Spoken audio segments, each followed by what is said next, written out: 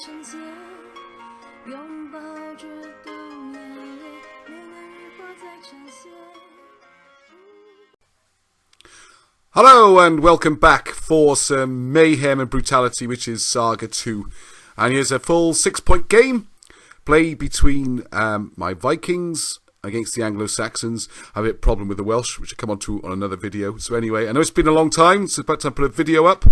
It's been a bit of a hectic summer with one thing or another, but enough of that. Let's go on to the armies and how the game went. Okay, so now my opponent is a very interesting Anglo-Saxon army. This is Matt, and it's a fabulous army. I'm not sure the photography does it full justice. It's a real labour of love. It's all the points are spent on levies.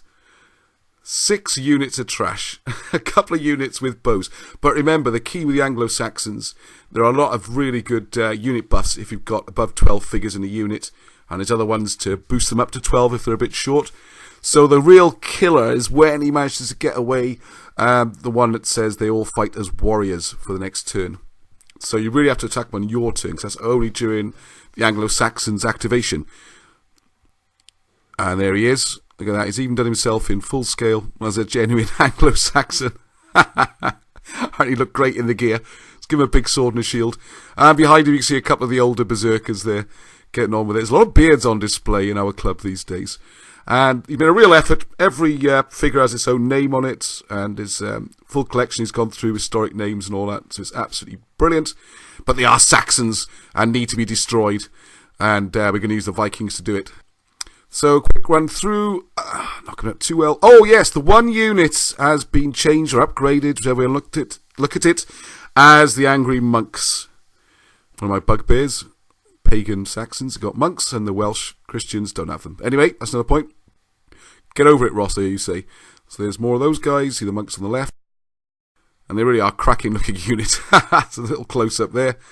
They can be a nightmare. If you're not aware, every time one of them gets killed, he generates an extra dice to roll on his Saga board. So just keep building up the board all the time. And when the last monk has been dispatched, every unit in his army gets so fired up by this, so indignant, that all their fatigue is removed.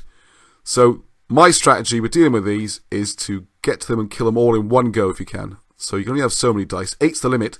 So kill them all, take them all, and remove any fatigues. Hopefully there's not much help for him as early as possible. So quick run through my army. This is actually 2 lots of levies with bows, and I split them into 3 to get the extra Saga dice. So there's the 112 behind the swamp, 2 units of 6 levies, just loitering around trying to hold up this flank. Now we rolled for this sort of setup, and we got the one where you have to be at least a medium distance from the nearest unit, so they do get a bit spread out, which isn't really going to be good for my opponent with his big bulky units. Just squeezing them in is going to fill the whole width of the table. And this is the real crunch of my army. So you can see 2 units of 8 warriors, and the guys in the back there are what they call the herdmen. They're the sort of housecarls, the elite troops, and I've actually got 2 units combined to give 8. So they're attacking with 16 dice, which is sort of the maximum, plus you can give them buffs or whatever. So they're my real hard men, and you can see me wandering around. I know Matt's done this fantastic vignette for his general, with thrones and all sorts, which you'll see in a minute. Mine's just a guy with no trousers on, running around to make him look even more savage and Viking-like. So there you see, after first turn, well, my first turn anyway, I don't think the Saxons have gone yet, and my basic strategy is those poor levies are going to try and hold up the left flank as long as possible, and the right-hand side, it's in your face time. The warriors are piling in, and I really want to get the housecarls piling in as fast as possible. In fact, I wish I put them at the front, because they're the real spearhead. I just didn't want them shot up too much, because they die almost as quickly as everyone else when it comes to shooting. Okay, so the Saxons, good news for us really. On the right hand flank, they pushed up into the woods, and the bowmen have been shooting out. You can see that white marker. All my guys, well, apart from the new ones I'm adding, which I've singly based because I might sell those on, but all the rest I put them on 60mm frontage bases, and it's 3s and 2s or whatever. Then I can use them for just about any game. L'Art de la Guerre, DBA, Impetus, to the strongest. All those games I play now and again. And I was ending up with 2 collections of figures. It also helps greatly with storage. Storing individual figures, as you know, is a pain. The bases aren't big enough for magnets to really hold. I don't know. I've had loads of solutions over the years. Stick them on these bases and get the whole army in one tray, which is great. And they're all magnetized. Anyway, so we're piling up. The Angry Monks is leading from the front. And he wants to try and generate those extra dice. Now, I am thinking straight away I want to hit those. But I don't really want to load his board yet. Is there any other attacking I want to do first? And the guys in the woods looking like prime targets. I roll my Saga. And happy days, I get the double 6, or the 2 reds as they are on mine. I'm not sure what the symbol's called. And if you notice, I've colour-coded my board. It makes it easier for me when I'm playing. Much better for videos. And I've coloured in my dice as well. Makes it a lot easier to follow. And also, I've also got dice coloured in so I can do all the boards regardless if I have the right dice for them, rather than buying, I don't know, 7, 8 sets of dice, wherever it is. Although I bought most of them anyway. So there's a close-up. If you don't know what Ragnarok is, it's the maelstrom, it's the melee time, which is great if you're in a situation like this where you want to attack and kill lots of things very quickly, which is kind of the idea of taking Vikings with Saga. Now, so all units, the armor's reduced by 1, so it's both sides. So your own guys die quicker, but so do the enemy. The key, though, is that all charges are free activations. See, I'm going to worry about activation dice. If they're in charge range, just throw them in. Now, think to remember they do gain fatigue, which can be used against you. But there you go. I want to get in there. I want to kill those monks all in one go.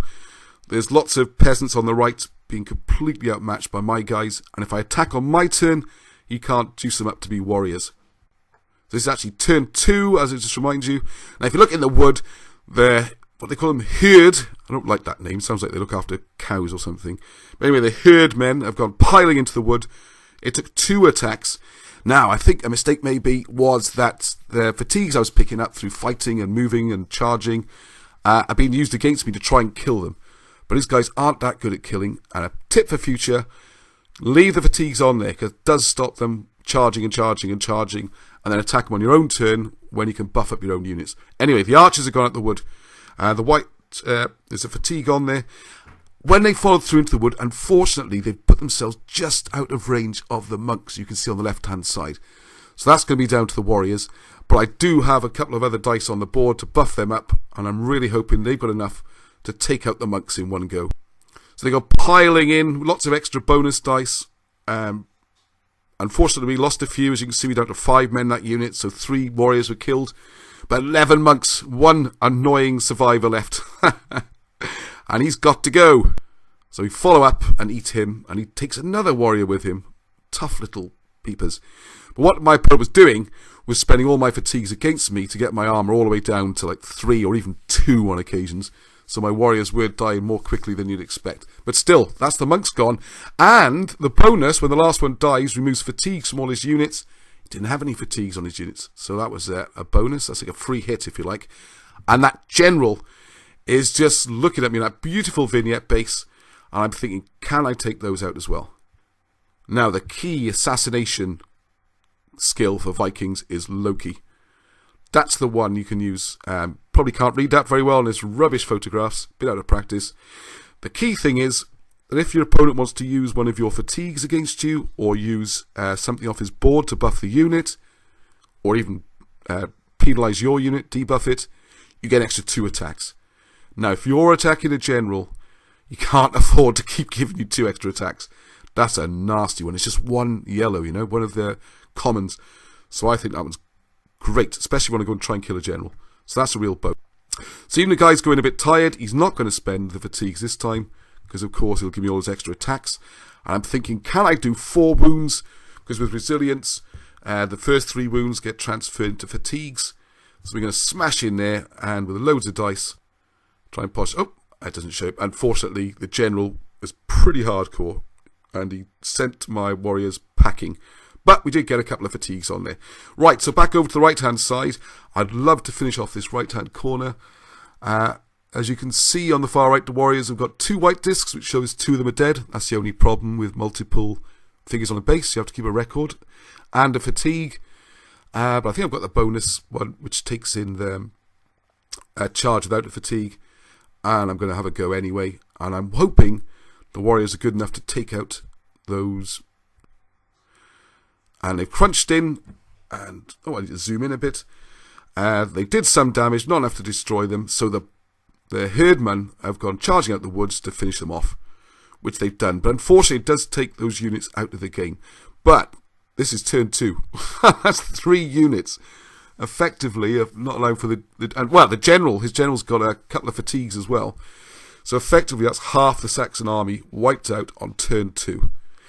And I think the sensible play now would have been to move all my guys down this bottom corner and collect a very handsome win. But that's not the spirit, is it? Especially not for Vikings. And I really want to go for the rout and the full tabling here.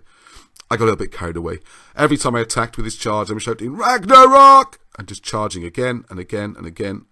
This turn was like a mammoth turn. I don't know how long it took in time, but that's half the game done, really. So, problems for the Saxons over there.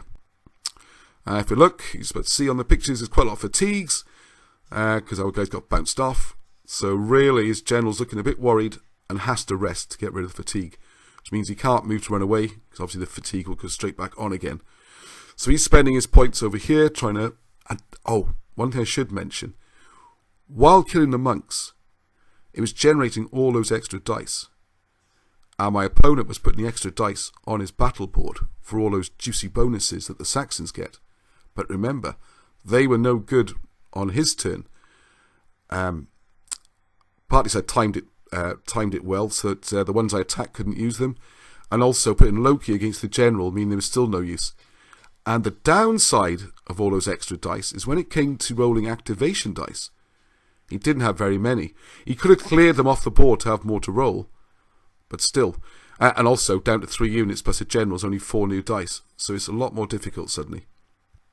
So I want to turn 3.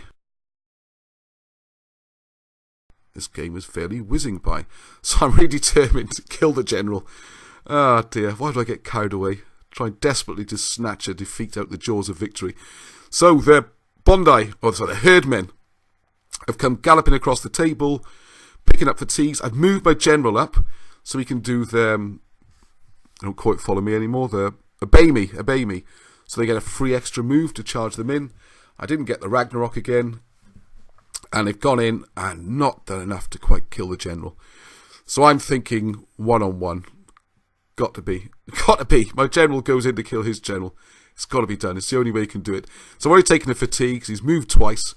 I'm thinking, am I running out of activation dice? And unfortunately, yes. Couldn't quite do it. So I've got enemy generals now exhausted, under a lot of pressure, and he's only generating 4 dice, which is really good news for the levies on the left flank, because he just hasn't got the dice to come and pursue them, and those swamps are really awkward, and the big units are getting each other away. So it's going great. It's a slam dunk. What a rout. Thoroughly enjoyable for me anyway. I've got a spear activation, so I've just used the levy bowman behind the swamp to shoot over there, and unfortunately unable to kill his general, and you can see all my units at the top are exhausted. I think I was getting exhausted. So they're going to have to rest. I've got to take some of those off. A lull in the fighting after that frenetic hacking and slaying of turn 2. Okay, so my nutty herdmen, tired after smashing their way through 3 units through that wood, countless multiple moves, with fatigue markers, have gone ploughing in to finish off his general. I'm rolling 15 dice with, there's about 5 left, or 6 left, he's about 12, and then bonus dice for the various things the Vikings can do. I need 6s, because he spent one of my fatigues to get his armour up to 6. I'm not spending his fatigues. It seems like, as my grandma would say, taking the donkey up the hill just to have a ride back down again. Why would you put the fatigues back on when the whole point of the game is to get the fatigues, onto his general and kill it? So they go ploughing in. I need 6s, only 2, 15 dice. And he's absolutely wailed on the herdmen and done them a lot of damage, because he's been reducing their armour as well, because he's spending my fatigues. I'm not spending his. Shows what difference it can make to the melee. But we have killed the general. So his general does manage to just leave me with 2, I think, heard, so they just not do anything else the rest of this game. Because the problem is, you think you're killing a lot of Saxons, but they're only levy units, so in the points they're not worth an awful lot. So I'm better off keeping those last couple of guys alive, I think. What it does mean is that I didn't allow for the double move with his levies who come storming across to attack my bold general, who's standing thinking, haha, just peasants, I can handle those, no problem at all. And I think this time I actually did move my armour up one, but then, see, he used the fatigue to get my armour all the way back down again to guarantee more hits. Like I said, he's taken the donkey up the hill and he's got quite a good ride down, because he only generated 6 dice and got 5 hits. Now it's 3 fatigue due to resilience to kill the general, plus 1, the actual kill. So as long as I can save 2, I'm fine. And of course it failed. Only 1 saved. So that's 4 wounds in 1 round of combat. A bunch of lowly Saxon dog peasants killed my mighty, illustrious general. Ah, there you go. They're all foreign barbarian invaders, aren't I? Why should I worry? So that's my general killed. So I've gone from this great situation, half the Saxon army destroyed for a few losses. Suddenly, my general's dead. It's carnage all over the place. And I'm losing units. Now, my warriors quite... trying to be polite, family channel. Not happy about seeing their general killed, decide to come storming across above the wood you see there and take their revenge on those peasants, the murdering dogs, and hit them, but don't destroy them and just knock them back. And you can see them sort of hugging the edge of that swamp. And I'm thinking about, will I be able to finish them off next turn? Not allowing for the fact, of course, that this unit I've just been picking away at with the archers by the swamp is still a full unit. They're only levies. But, you know, the Saxons have got a few dice left on the board. There's still sort of the echoes of those monks. There's still a couple lurking. And with a double move, you can whack them into my warriors. I could have walked away at this stage. My warriors are worth more than these guys, and they're going to be tough with their double move to come in and exact their revenge. So, yes, you can see that the ones by the swamp, because don't forget, it doesn't matter which way you're facing in Saga. You just measure from the unit. So they're going to come piling in, and they've got their other mates there in the swamp. To join in if required. Oh dear, how it's just the bloodlust, the rage, the Ragnarok, the seeing my general dying. All reason and logic went out of the window. Yep, some more bad news up there. And managed to have just enough dice to keep my levies alive in the bottom corner. He came long charging, but used the fatigues to get the armour up, and they've survived. So, from a very one-sided route, or at least in my mind it was looking that way, reality bites, and it's a bloodbath. And the final score, the Vikings still get a win, with a very high score of 27-23. Like any game you get 50 points or more, it's a pretty good game. It shows as big carnage. You know, those games you see 7-2 and stuff. No, none of that nonsense. Both played in, just piled in, it was great. It was playing a good spirit. It's always good fun playing with Matt. It's a good laugh throughout. He gets at the spirit. And he is a Saxon, or he claims he is. I think he's actually British, doesn't realise it. But he thinks he's a Saxon and acts like a Saxon and loves playing as Saxons. And I love playing against Saxons. So there you go. As I said, it's been a hectic summer. What with appearance problems and all that kind of stuff. But hopefully getting more games in now. And I've got a couple of LaSalle reports to finish off and get posted. And some reviews of the recent Wargaming magazines. 1 or 2 have really annoyed me, and I really want to get something out on those. And so I hope you enjoyed that. Please remember to subscribe for more videos as they come up, especially some of my rants I've got lined up for the magazines, and future game reviews. So please, until the next time, keep rolling!